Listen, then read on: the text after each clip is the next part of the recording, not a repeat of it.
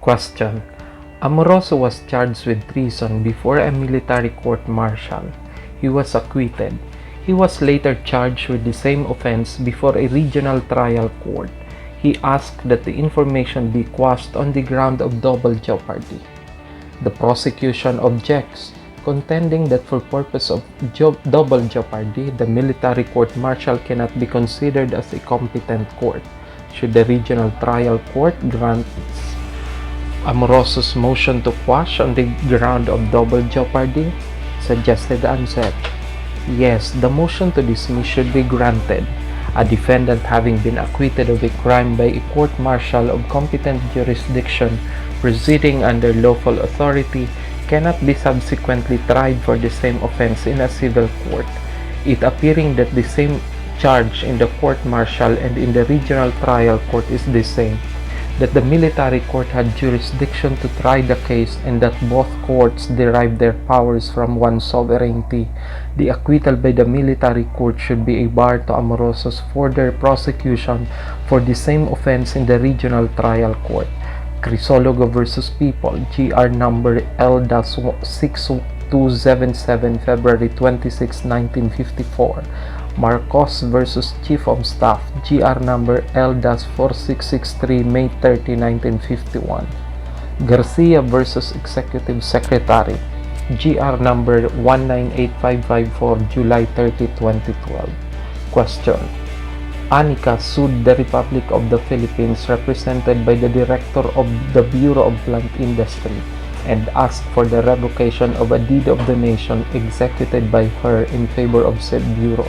She alleged that, contrary to the terms of the donation, the donee failed to install lighting facilities and a water system on the property donated, and to build an office building and parking lot thereon, which should have been constructed and made ready for occupancy on or before the date fixed in the deed of donation.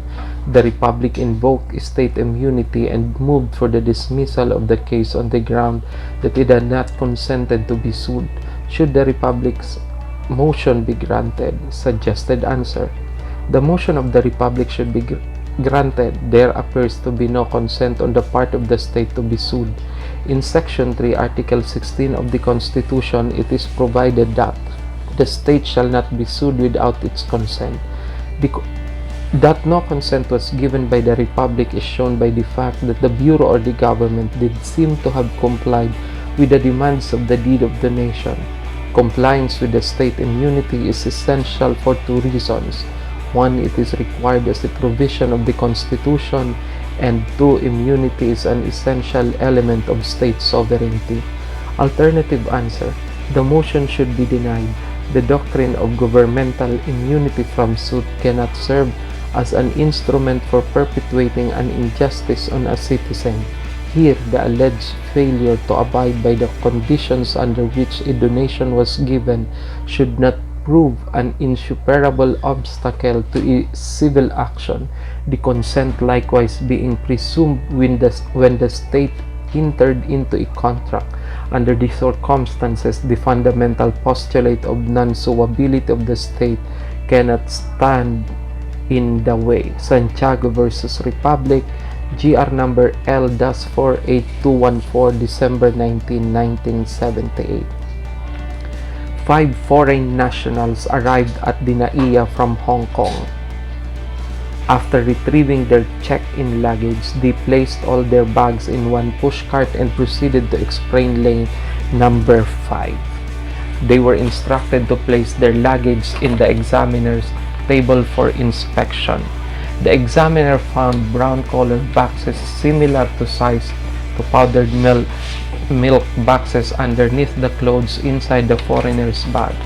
The examiner discovered white crystalline substances inside the boxes that were de-inspected and proceeded to bundle all of the boxes by putting masking tape around them. He thereafter handed the boxes over to Bureau of Customs agents. The agents called out the names of the foreigner one by one and ordered them to sign their names on the masking tape placed on the boxes recovered from their respective bags. The contents of the boxes were thereafter subjected to tests, which confirmed that the substance was shabu. Ken the Shabu, found inside the boxes, admitted in evidence against the 5 foreigners for the charge of illegal possession of drugs in violation of the Comprehensive Dangerous Drugs Act of 2002? Suggested answer: yes. Shabu obtained in ordinary customs searches, such as those done in airport, which is valid warrantless search, are admissible in evidence. De La Cruz versus People, GR 209387, January 11, 2016. Alternative answer: no. Those boxes containing the shabu are inadmissible in evidence against them. The signatures of the accused on the boxes constitute as tacit admission of the crime charged and are tantamount to an uncounseled extrajudicial confession, which is not sanctioned by the Bill of Rights, Section 2, 1, and 3, Article 3, 1987 Constitution. They are therefore inadmissible as evidence for any admission wrung from them in violation of their constitutional rights is inadmissible against them. The fact that all accused were foreign nationals does not preclude application of the exclusionary rule because the constitutional guarantees embodied in the Bill of Rights are given and extended to all persons, both aliens and citizens. People versus Wong Chen Ming, GR numbers 112801-11 April 12, 1996. Question: the police served a warrant of arrest on Ariston, who was suspected of raping and killing a female high school student. While on the way to the police station, one of the police officers who served the warrant asked Ariston in the local dialect if he really raped and killed the student, and Ariston nodded and said opo. Upon arriving at the police station, Ariston saw the city mayor, whom he approached and asked if they could talk privately. The mayor led Ariston to his office, and while there in conversation with the mayor, Ariston broke down and admitted that he raped and killed the student. The mayor thereafter opened the door of the room to let the public and media representatives witness Ariston's confession. In the presence of the mayor, the police, and the media, and in response to questions asked by some members of the media, Ariston sorrowfully confessed his guilt and sought forgiveness for his actions. Which of this extrajudicial confession, if any, would you consider as admissible in evidence against Ariston? Suggested answer: Ariston was already under custodial investigation when he confessed to the police. It is admitted that the police failed to inform him of his constitutional rights when he was investigated and interrogated. His confession to the police is therefore inadmissible in evidence. His confession before the mayor, however, is admissible. While it may be true that a mayor has operational supervision and control over the local police and may arguably be deemed a law enforcement officer for purposes of applying Section 12(1) and 3 of Article 3 of the Constitution, Ariston's confession to the mayor as described in the problem was not made in response to any interrogation by the latter. In fact, the mayor did not appear as having questioned Ariston at all. No police authority ordered Ariston to talk to the mayor. It was he himself who spontaneously, freely, and voluntarily sought the mayor for a private meeting. The mayor did not know that he was going to confess his guilt to him. When he talked with the mayor as a confidant and as a law enforcement officer, his uncounseled confession to the mayor did not violate his constitutional rights. His confession to the media can likewise be properly admitted. The confessions were made in response to questions by news reporters, not by the police or any other investigating officer. Statements spontaneously made by suspects to news reporters during television interviews are deemed voluntary and are admissible in evidence. People versus Adan, GR number 116437, March 3, 1997. Question: two police teams monitored the payment of ransom in a kidnapping case.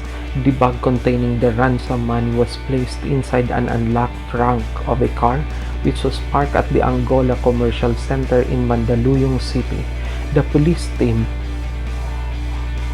first police team stationed in an area near where the car was parked witnessed the retrieval by the kidnappers on the bag from the unlocked trunk.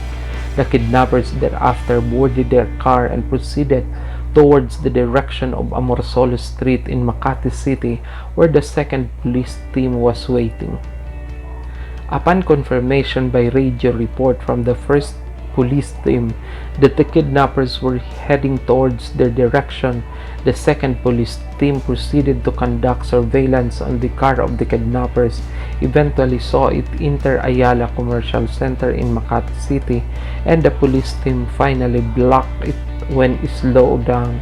The members of the second police team approached the vehicle and proceeded to arrest the kidnappers. Is the warrantless arrest of the kidnappers by the second police team lawful? The warrantless arrest is lawful. There are two requirements before a warrantless arrest can be effected under Section 5B, Rule 113, Rules of Court. Number 1, an offense has just been committed, and 2, the person making the arrest has personal knowledge of facts indicating that the person to be arrested has committed it. Both requirements are present in the issue. In the instant case, the first police team present in the Angola Commercial Center was able to witness the payoff, which effectively consummated the crime of kidnapping. Its team members all saw the kidnappers take the money from the car trunk. Such knowledge was then relayed to the other police officers comprising the second police team stationed in Amorsolo Street, where the kidnappers were expected to pass. It is sufficient for the arresting team that they were monitoring the payoff of a number of hours long enough for them to be informed as to who the kidnappers were. This is equivalent to personal knowledge based on probable cause. Question: President Alfredo died during his third year in office. In accordance with the Constitution, Vice President Anastasia succeeded him. President Anastasia then nominated late President Alfredo's Executive Secretary, Ana Maria, as her replacement as Vice President.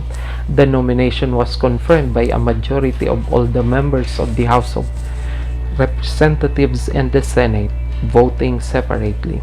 Is Ana Maria's assumption as Vice President valid?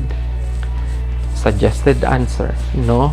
Ana Maria's assumption is unconstitutional because only a member of the Senate or House of Representatives may be nominated by a successor president as Vice President. Article 7, Section 9. Letter B. Can Anastasia run as president in the next election? Yes, Anastasia can still run as president in the next election since she has served for less than 4 years. Section 4, Article 7 provides that no person who has succeeded as president and has served as such for more than 4 years shall be qualified for election to the same office at any time. Question: Andreas and Aristotle are foreign nationals working with the Asian Development Bank in its headquarters in Manila. Both were charged with criminal acts before the local trial courts. Andreas was caught importing illegal drugs into the country as part of his personal effects and was thus charged with violation of Comprehensive Dangerous Drugs Act of 2002. Before the criminal proceedings could commence, the president had him deported as an undesirable alien. Aristotle was charged with grave oral defamation for uttering defamatory words against a colleague at work. In his defense, Aristotle claimed diplomatic immunity. He presented as proof a communication from the Department of Foreign Affairs stating that, pursuant to the agreement between the Philippine government and the ADB, The bank's officers and staff are immune from legal processes with respect to acts performed by them in their official capacity. Can the President's act of deporting an undesirable alien be subjected to judicial review? Suggested answer. The power to deport aliens is an act of state, an act done by or under the authority of the sovereign power. It is a police power measure against undesirable aliens whose continued presence in the country is found to be injurious to the public good and the domestic tranquility of the people. Rosas versus Montor, GR number 204105, October 14, 2015. An act of state is one done by the sovereign power of a country or by its delegate within the limits of the power vested in him. An act of state cannot be questioned or made the subject of legal proceedings in a court of law. Black's Law Dictionary, 4th edition, 44. With particular reference to political law, an act of state is an act done by the political departments of the government and that subject to judicial review. Is Aristotle's claim of diplomatic immunity proper? Suggested answer. The claim of diplomatic immunity is improper. Courts cannot blindly adhere to and take on its face the communication from the DFA that Aristotle is covered by an immunity. The DFA's determination that a certain person is covered by immunity is only preliminary and has no binding effect on courts. Besides, slandering a person cannot possibly be covered by the immunity agreements because our laws do not allow the commission of a crime such as defamation under the guise of official duty. Under the Vienna Convention on Diplomatic Relations, a diplomatic agent enjoys immunity from criminal jurisdiction of the receiving state except in the case of an action relating to any official or commercial activity exercised by the diplomatic agent outside his official functions in the receiving state. The commission of a crime is not part of an official duty. Liang versus People, GR number 125865, January 28, 2000.